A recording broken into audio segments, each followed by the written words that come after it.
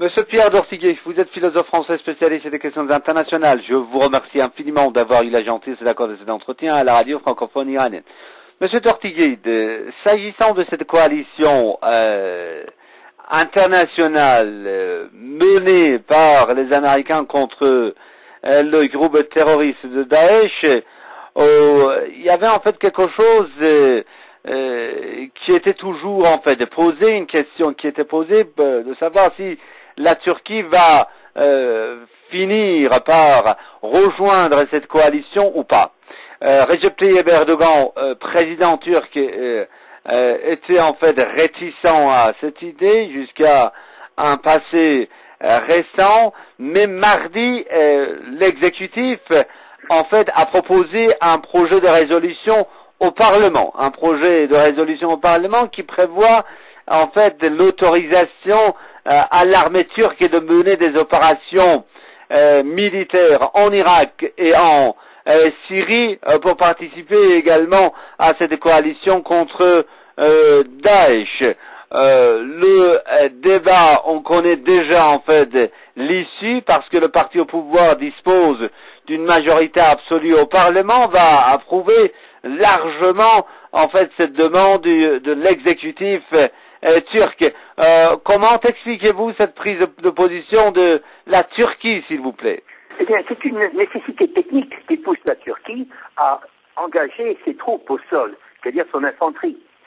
Vous savez, on dit l'infanterie, la reine des batailles. La Turquie ne pouvait pas participer, ou tout au moins donner un appui indirect à la coalition contre Daesh, sans, disons, participer à ce qui est vu comme nécessaire, inévitable par les Américains eux-mêmes et ceux qui sont autour d'eux, c'est-à-dire une attaque au sol, disons les mots, en Irak et en Syrie.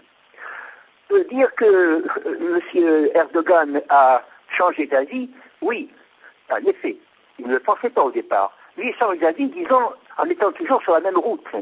Sa route, il l'a définie ainsi, c'est la chute, non pas du terrorisme, mais la chute du président Assad. Car le but de la Turquie, c'est l'élimination de l'État syrien tel qu'il est, et il voudrait qu'il soit simplement, non pas un État unifié politiquement, mais un État soumis à différents groupes et sur lesquels lui et l'antitétioniste pourraient faire pression. L'intervention, cela signifie que dans un avenir moyen, nous aurons donc des troupes étrangères en Syrie, dans la partie soi-disant occupée, ça pas soi-disant de la partie qui est occupée effectivement par Daesh. Ces troupes-là sont destinées non pas à se retirer en cas de défaite de Daesh, mais à se maintenir. C'est là que nous voyons véritablement le sens général de l'opération. Tant en Irak qu'en Syrie, une intervention au sol est inévitable. Il ne peut pas y avoir de bataille, de gagner contre l'adversaire sans qu'il y ait, disons, un affrontement d'hommes. Dans les deux cas, nous sommes amenés à penser qu'il y aura une occupation militaire. Non pas seulement des Turcs dans une partie de la Syrie, mais également de Turcs dans une partie, disons, qui serait, disons, aux limites du Kurdistan. Il est absolument impossible que la Turquie intervienne d'un côté sans intervenir de l'autre. Ceci dit, ce qui est vrai pour les Turcs le sera vrai pour tous les membres de la coalition. Une coalition qui ne doit pas être, disons, le fait d'un temps déterminé, c'est-à-dire d'un temps qui serait dans les mois qui viennent, non, mais qui doit durer, l'a annoncé M. Obama, avec chaque année qui va dit être consacrée à une tâche primordiale, une étant celle de la pression économique. Bon, mais même s'il y a une seule année de pression militaire, cela se fera par une occupation militaire.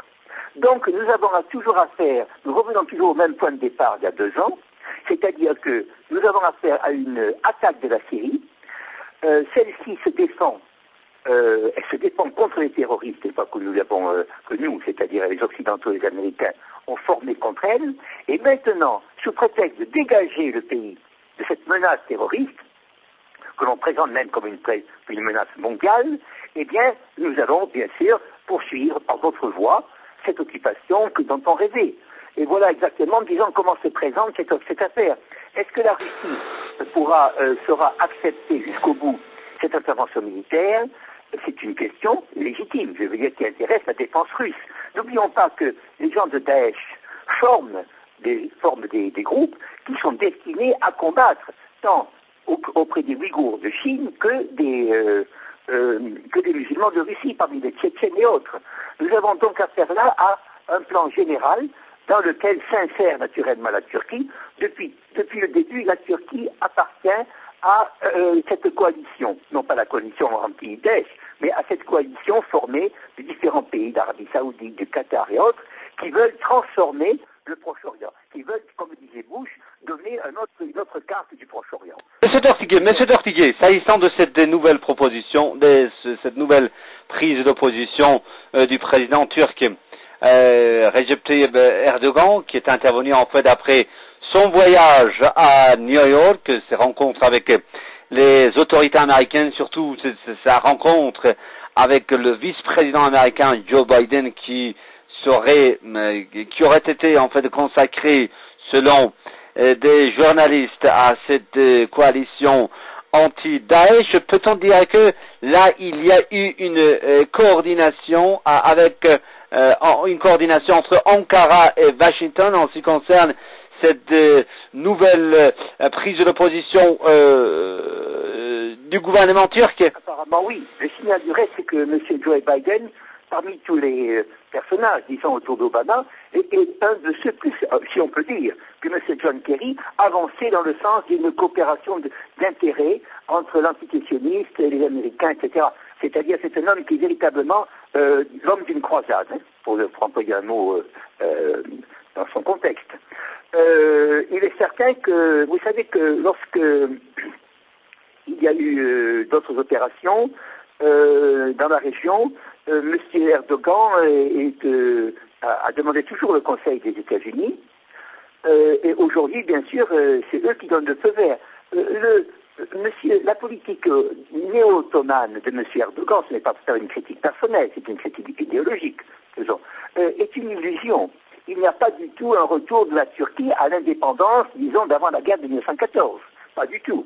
Nous avons affaire à un gouvernement qui lui-même peut se donner des couleurs musulmanes particulières, des couleurs nationales particulières, mais qui en réalité restent toujours, disons, dans l'ornière américaine, à côté de l'OTAN aussi. Et je pense que, quel que soit, disons, le portrait souvent élogieux, enfin, disons, habile, hein, que M. Erdogan donne de lui-même, il dissimule dans ses portraits ses propres limites. C'est-à-dire qu'une fois qu'on a mangé avec le diable, évidemment, on est tenu, disons, à rester à table avec lui. Et je crois que beaucoup de gens en Turquie seront conscients de ceci, et il n'est pas sûr, il n'est pas incertain, disons plutôt, que cette coalition dure. Il n'est pas sûr plutôt qu'elle dure. Il est certain que plutôt que la Turquie pourrait être justement le maillon faible de cette coalition, car il existe d'autres forces en Turquie qui ne soutiennent pas du tout M. Erdogan. Alors vous voulez dire qu'avec une telle décision, parce que vous dites que la Turquie pourrait être le maillon faible de cette en fait des coalitions, alors peut-on dire qu'avec une telle prise de position, avec une telle décision adoptée par en fait Recep Tayyip Erdogan en fait entraîne la Turquie dans une aventure dangereuse jamais vue dans son histoire? Oui, en effet. C'est une aventure dangereuse, d'ailleurs, qui est tout à fait inconnue dans son histoire. C'est la première fois, disons, que la Turquie s'avance, disons, jusqu'à présent, la Turquie, quand elle s'est battue, je parle de l'Empire ottoman et par la suite, s'est battue, disons, pour défendre des intérêts évidents. C'est-à-dire qu'elle était menacée. Bon. Elle a été menacée par des attaques, elle a été menacée par des pressions, on a assisté au démembrement de la Turquie, mais maintenant la Turquie est au service d'intérêts, de stratégies et de fins ultimes qui n'ont rien à voir avec le bonheur, disons, l'intérêt du peuple turc. Je crois que la Turquie, par son tempérament, disons, veut coexister avec d'autres peuples. On l'a vu d'ailleurs dans les entretiens entre M. Erdogan, M. Davutoglu et votre pays, l'Iran, veut très bien voisiner, elle peut voisiner, c'est son intérêt, mais là, elle ne voisine plus. Elle se plie, disons, elle se plie à des intérêts qui sont non seulement étrangers, mais dont elle ne connaît même pas, disons, les derniers mots, la dernière fin. Je crois que malheureusement, l'histoire n'a pas encore assez montré, les historiens n'ont pas encore assez découvert les liens profonds, les liens secrets, les liens non mis à découvert, je répète, entre la Turquie, l'antisécessioniste et autres. Nous avons souvent recouvert cela d'incidents qui étaient en faveur de la Turquie, mais en réalité, ce que découvrira un jour le peuple turc et les élites turques, c'est justement le fait que ce pays a depuis longtemps, disons, abandonné son indépendance.